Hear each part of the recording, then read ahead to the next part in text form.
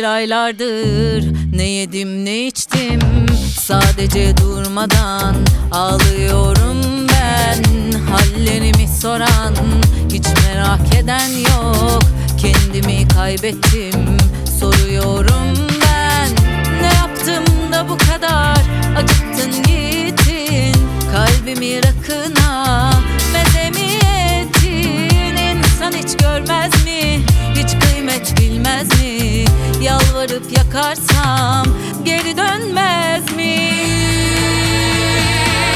Duysana sesim gitmiş, dağlara dönmüş. Görsene aşkın beni bin parça bölmüş. Denizler dökülmüş gözyaşlarımdan, silinmez dudakların aklımdan. Denizler dökülmüş gözyaşlarımdan, silinmez dudakların aklımdan.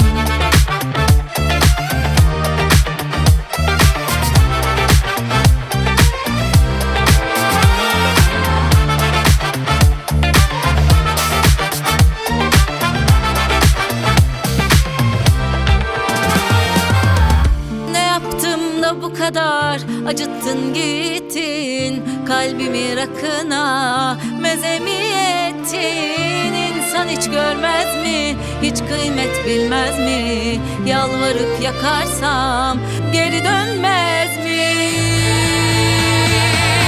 Duysana sesim gitmiş, dağlara dönmüş. Görsene aşkın beni bin parça bölmüş. Denizler dökülmüş gözyaşlarımdan, silinmez dudakların aklımdan. Denizler dökülmüş gözyaşlarımdan, silinmez dudakların aklımdan.